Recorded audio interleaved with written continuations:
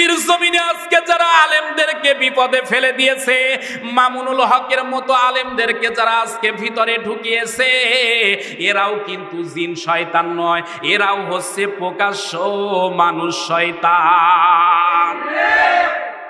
এই মানুষ শয়তানের কারণে আজকে যারা আমরা আলেম আছি, আমরা আজকে নির্বিঘ্নে চলতে পারতেছি না। আজকে বিপদ বিপদ বিপদ।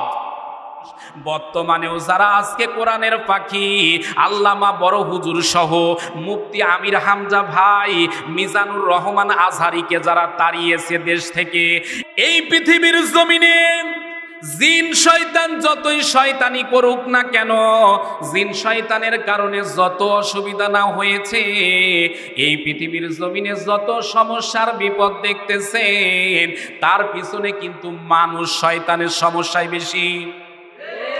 হযরত ইউসুফ আলাইহিস সালাতু ওয়াস সালামকে যারা জেলে ঢুকিয়েছিল, এরা কিন্তু জিন ছিল না, এরা ছিল মানুষ। হযরত ইব্রাহিম আলাইহিস সালাতু ওয়াস সালামকে যারা আগুনে ফেলেছিল, এরা কিন্তু জিন ছিল না, এরা ছিল মানুষ শয়তান। আপনার আমার নবী, আখিরি নবী, বিশ্ব নবীকে সাড়ে তিন বছর শিয়াবে আবু তালিবের ভিতরে জেল যারা খাটিয়েছে, এরাও কিন্তু জিন ছিল না, এরাও ছিল মানুষ। আল্লাহ রাব্বুল আলামিন পবিত্র কোরআনে কারিমার ভিতরে বলেন, ইয়া আইয়ুহাল্লাযীনা আমানু কুতিবা আলাইকুমুস সিয়ামু কামা কুতিবা আলাল্লাযীনা মিন ক্বাবলিকুম লাআল্লাকুম তাত্তাকুন। সকলে বলি আল্লাহু আকবার। আল্লাহ রাব্বুল আলামিন পবিত্র কোরআনে কারিমা সূরা বাকারা দ্বিতীয় নাম্বার পারার 153 নাম্বার আয়াতে কারিমার ভিতরে আল্লাহ পাক রব্বুল আলামিন ডাক দিয়ে বলেন, বান্দারে, এখানে আল্লাহ পাক রব্বুল আলামিন ঈমানদার মুসলমান নর এবং নারীদেরকে উদ্দেশ্য করে ডাক দিয়ে বলেন, আল্লাহ পাক রব্বুল আলামিন বলেন, কুতিবা আলাইকুমুস সিয়াম, আমি আল্লাহ রব্বুল আলামিন তোমাদের প্রতি রমজানের রোজাকে ফরজ করেছি। বান্দা, তোমরা মনে করতে পারো এটা বুঝি তোমাদের উপর আমি আল্লাহ জুলুম করেছি? না, আমি আল্লাহ জুলুম করি নাই, বরং তোমাদের উপর রমজানের রোজা ফরজ করেছি। এই রোজাটা শুধু তোমাদের উপর ফরজ এমন বিষয় নয়, বরং ইতিপূর্বে আদম আলাইহিস সালাতু ওয়াস সালাম থেকে শুরু করে আপনি নবী পর্যন্ত যত নবী রাসূল এই পৃথিবীর জমিনে এসেছে, সকল নবী রাসূলের উম্মতির জন্য আমি আল্লাহ রোজাকে দিয়েছিলাম স্পেশাল ভাবে। আমি আল্লাহ রব্বুল আলামিন আপনার উম্মতের উপর রমজানের রোজা ফরজ করলাম এই জন্য, যাতে করে আপনার উম্মতিগুলো তাকওয়াবান হতে পারে। জোরে বলুন সুবহানাল্লাহ। এ মুসলমানের সন্তানেরা, একটু খেয়াল করার দরকার। এই পৃথিবীর জমিনে আল্লাহ পাক রব্বুল আলামিন ডাক দিয়ে বলে, বান্দারে, তাকওয়া অর্জনের জন্য আমি রমজান দিয়েছি। অথচ দুঃখজনক হলেও সত্য, আজকে আমাদের ভিতরে তাকওয়ার মারাত্মক অভাব। আমাদের কি তাকওয়া এখন আছে না কমে গেছে? নেই বললেই কিন্তু চলে। এ মুসলমানের সন্তানেরা, তাকওয়া কিন্তু মাথায় থাকে না, তাকওয়া কিন্তু শরীরের ভিতরে এই জায়গায় থাকে, বাম স্তনের 2 আঙ্গুল নিচে কলবের স্থান, এই জায়গায় তাকওয়ার অবস্থান।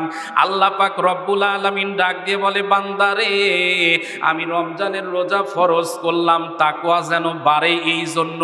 কিন্তু আপনারা আমার দৃষ্টি আকর্ষণ করতেছি, মুসলমানের সন্তান, একটুখানি খেয়াল করুন। রমজানের প্রথম দিকে মসজিদের দিকে তাকাইলে মুসল্লির সংখ্যা যে হারে বেড়েছিল, বুঝে থাকলে বলুন তো, এখন কি মুসল্লি মসজিদে সেই হারে আছে? কথা কোন আছে? প্রথম দিকে এমন অবস্থা, ওরে মসজিদে আমরা গিয়ে যারা প্রথম কাতারের মুসল্লি, ইমামেরও জায়গা দেখা যায়, অভাব সংকট দেখা যায়। কথা বলেন না কেন? প্রথম কাতারের মুসল্লি যারা তারা এসে মসজিদের বাহিরে দাঁড়িয়ে থাকে, আর হাইব্রিড জাতের যেগুলো মুসল্লি এদের জ্বালায় মসজিদে নিয়মিত মুসল্লি জায়গায় হয় না। কিন্তু 5 দিন 10 দিন যাওয়ার পর এখন দেখা যাচ্ছে মসজিদগুলো আবার যা ছিল তাই। কথা বলে না কেন? কথা কি ঠিক বলতেছি না ভুল? এটাই প্রত্যেকটি মসজিদের বাস্তবতা। অথচ আল্লাহ পাক বললেন তাকওয়া বৃদ্ধির জন্য আমি রমজান দিলাম, তাকওয়া বাড়ার কথা। কিন্তু সেখানে আমাদের তাকওয়া না বেড়ে আমাদের গোনার মাত্রা ঈদ যত সামনে আসতেছে আরো বেড়ে যাচ্ছে। যে সুদ খায় ওর ধান্দা ঈদের আগে আমার অনেক টাকা পয়সা লাগবে, সুদের টাকা ঈদের আগেই দিতে হবে। আর যে ঘুষ খায় ও আবার ডিজিটাল। বর্তমানে যে কোনো যদি অফিস আদালতে যান দেখবেন, আমার মনে হয় অফিস আদালতের যে ইট আছে ইট পর্যন্ত বলতেছে আগে টাকা দে পরে কাজ হবে। কিন্তু অফিসে যে সকল আমলারা সরকারি চাকরিজীবী আমলা আছে এদেরকে সরকারি বেতন দেয় কি দেয় না? সরকারি বেতন নেওয়ার পর এতদিন মনে করেন সিগনেচারে যদি 500 টাকা নিয়েছে, রমজানের ঈদ যেহেতু যত নিকটে আসতেছে আমলাদের আরো ঘুষ খাওয়ার মাত্রা হাইব্রিড এত বাড়তেছে, 3G থেকে 4G অবস্থা শুরু হয়ে গেছে। অন্য আমলাদেরকে ডাক দিয়ে বলে এতদিন 500 টাকা নিয়েছি ভাইজান, হবে না, দয়া করে ঈদের আগে 1000 টাকা পার পিস সিগনেচারে দেওয়া লাগবে। ওর কলিজার ভিতরে যদি বিন্দু মাত্র আল্লাহর ভয় থাকতো, ও কি কোনোদিন ফাইলে সিগনেচারের নামে এই ঘুষ খাওয়ার প্রবণতা সৃষ্টি করতে পারতো? কিন্তু আমাদের কলিজার ভিতরে আজকে আল্লাহর ভয় নেই। এ মুসলমানের সন্তানেরা এখানেই শেষ নয়, কথাগুলো একটু মনোযোগ সহকারে শুনবেন। আমি যেহেতু তাকওয়ার উপরে কথা বলা শুরু করেছি, আজকে আমাদের সকল জায়গায় একেবারে তাকওয়া দেখা যাচ্ছে অভাব। যারা ব্যবসা বাণিজ্য করে, ব্যবসায় ওজনে কিভাবে কম দেওয়া যায়। একটা মাছ বাজারে ঢুকে আপনি মাছ কিনবেন 1 কেজি, দোকানদার বলবে ভাই আপনারে ভালোবাসি এই জন্য 200 গ্রাম বেশি দিয়ে দিলাম। বাড়িতে নিয়ে আসার পর মাপবেন, দেখবেন 1 কেজি তো দূরের কথা 800 গ্রামই মাছ হয় না। এরকম অবস্থা আছে না নাই? তার মানে ওজনে কম। এমনকি যদি আপনি নিউ মার্কেটে একটা কাপড় কিনতে যান, কাপড়ের দাম 1000 টাকা কোন রকম, ও দেখবেন কাপড়ের যদি দাম জিজ্ঞাসা বলেন, বলে ভাই এই কাপড়ের দাম 5000 টাকার 1 টাকাও কম হবে না। এখন আপনারে যদি কোনো একটা কাপড়ের দাম 5000 বলে, আপনি কিন্তু চিন্তা করবেন যদি দোকানদার যেহেতু 5000 বলেছে, আমি কমপক্ষে 500 টাকা না বললে কি করতে পারি। অথচ কাপড়ের মূল্য 350 অথবা 400 টাকা। ক্রেতা আমরা যারা আছি লজ্জা শরমের মাথা খেয়ে যখন বলি 500 ভাই দেওয়া যাবে, দোকানদার বলে এই দামে কি হয়, আপনার মাথা খারাপ, কোথায় 5000 আর কোথায় 500। ক্রেতা বলতেছে ভাই 500 হলে নিব, না হলে নিব না। বলে ভাই আর কিছু বাড়ায়া দেন। এক পর্যায়ে বলে ঠিক আছে আপনি 600 টাকা দিয়ে নিয়ে যান। অথচ কাপড়ও কিনেছে 350 টাকা, বেচলো 600 টাকা। আবার এমনও ডাকাত আছে 350 টাকা 500 টাকার কাপড় 1500 2000 টাকা একেবারে গলা কেটে ডাকাতি করতেছে। এরকম আছে না নাই? তো ওর ভিতরে আল্লাহর ভয় আছে? ওর ভিতরে আল্লাহর ভয় নেই বলে এই সমস্যা। আল্লাহ রাব্বুল আলামিন বলেন ইন্না আকরামাকুম ইনদাল্লাহি আতকাকুম। জোরে বলুন আল্লাহু আকবার। আল্লাহ রাব্বুল আলামিন বলেন এই পৃথিবীর জমিনে তারাই আমারে বেশি ভয় করে যাদের কলিজার ভিতরে আমার আল্লাহর ভয় বেশি। আল্লাহর ভয় যদি কলিজার ভিতরে থাকে, ওই মানুষটা দুর্নীতি করবে না, ওই মানুষটা দিনে অন্যায় করবে না, ওই মানুষটা রাতের অন্ধকারে কোনো মানুষকে ক্ষতি করবে না। আমাদের ভিতরে অনেকের আল্লাহর ভয় না থাকার কারণে অনেকেই ভালো মানুষগুলোরে মামলা দিয়ে দেখবেন জেলখানায় পাঠিয়ে দেয়। এরকম লোক আছে না নাই? এরকম লোকের বর্তমানে বাংলাদেশের অভাবই নাই। ভাতিজা ঘরের ভিতরে ঘুমায় আছে, এমনও ভালো চাচা আছে উপরে ফোন করে বলে আপনি তো জানেন না ভাতিজা আমার বাড়িতে। ভাতিজা রাতের বেলা ঘরে ঘুমায় আছে, সকালবেলা ঘুম ভাঙার পর দেখতেছে আমি তো ঘরে নাই, মাগার জেলখানার মধ্যে শুয়ে আছি। এরকম আছে না নাই? এরকম ভালো ভালো কিছু চাচাদের কারণে আজকে ভাতিজারা বিপদে আছে। এ মুসলমানের সন্তানেরা একটু কথাগুলো খেয়াল করবেন। আল্লাহ নবীজি বলেন ইযা দাখালা রমাদান ফুতিহাত আবওয়াবুস সামাই ওয়া গুল্লিকাত আবওয়াবু জাহান্নাম ওয়া সুলসিলাতিশ শায়াতিন। নবীজি বলেছেন যখন রমজান মাস আসে তখন আসমানের দরজাগুলো খুলে দেওয়া হয়। অন্য রিওয়ায়াতে বলা হয়েছে জান্নাতের 8টা দরজা খুলে দেওয়া হয়, জাহান্নামের 7টা দরজা আল্লাহর নবীজি বলেছেন বন্ধ করে দেওয়া হয়, আর শয়তানকে শিকল দ্বারা বাঁধা হয়। বুঝে থাকলে বলুন তো রমজান মাসে শয়তান কি ছাড়া আছে না বাধা আছে? শয়তান বাধা, এটা নবীজি বলেছেন। কথা কি সত্য হবে না মিথ্যা হবে? কথা কিন্তু 100% সত্য, এতে কোনো সন্দেহ নাই। কিন্তু রমজান মাসেও শয়তানি আছে না নাই? এ জোরে কোন আছে না নাই? শয়তান তো বাধা, কিন্তু এত শয়তানি কোথা থেকে আসে? তার মানে জিন শয়তান বাধা, মানুষ শয়তান বাধা নাই।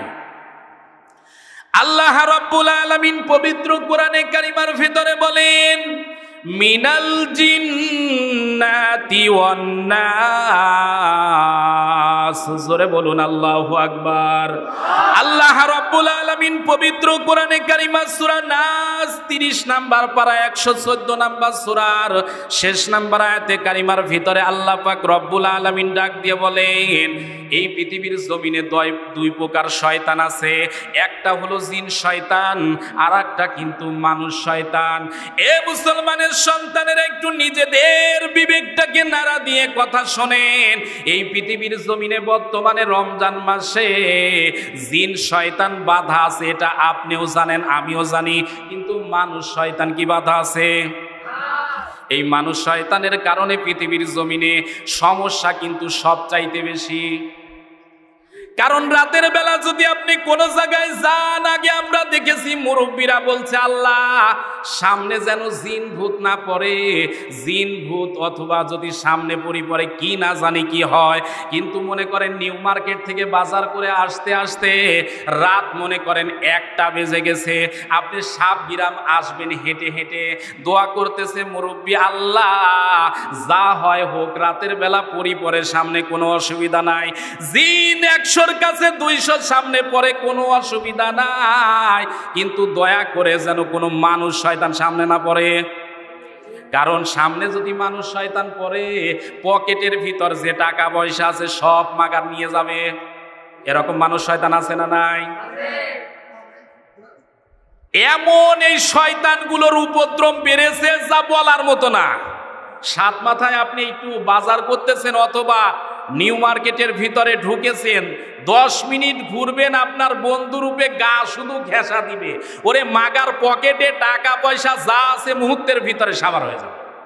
এরকম আছে না নাই? এটাই বাস্তবতা। এ মুসলমানের সন্তানেরা কথাগুলো একটু শুনুন। এই পৃথিবীর জমিনের শয়তানের যত প্রকার চক্রান্ত আছে, শয়তানের চক্রান্ত সম্পর্কে আল্লাহ পাক রব্বুল আলামিন বলেন ইন্না কাইদাশ শাইতানি কানা দাঈফা।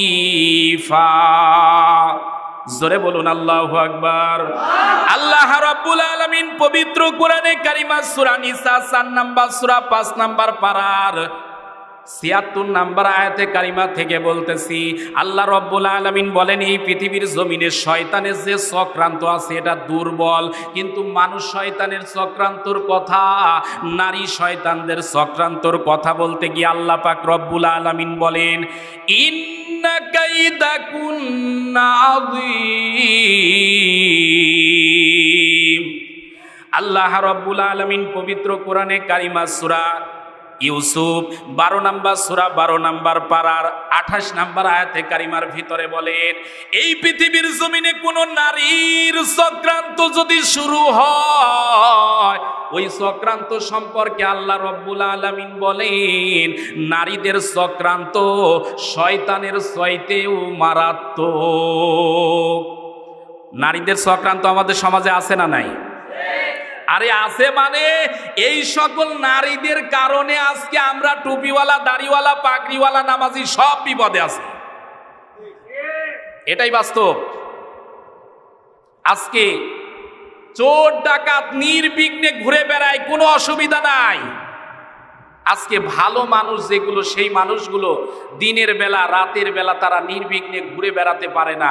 আজকে তাদেরকে চোরের মতো পালিয়ে পালিয়ে বেড়াতে হয়। শুধু এখানেই শেষ নয়, আজকে চোর ডাকাত, লুচ্চা, বদমাইশ, ইয়াবাখোর, গাঞ্জাখোর, হিরোইনখোর, মদখোর, এরা হাজারো অপরাধ করার পর জামিন নিয়ে তারা নিরাপদে রাস্তায় নির্বিঘ্নে এই ঈদের সামনেও তারা বাড়িতে অবস্থান করছেন।